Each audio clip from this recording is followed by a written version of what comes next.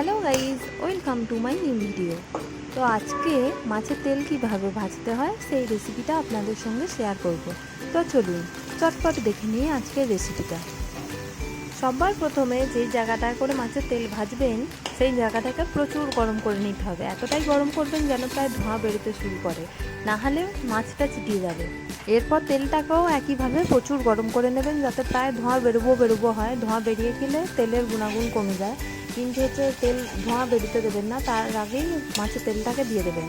মাছের তেলটাকে আমি প্রথমে ভালোভাবে জলে ধুয়ে নিয়েছি। ভালো করে জলে ধুয়ে নিতে হবে।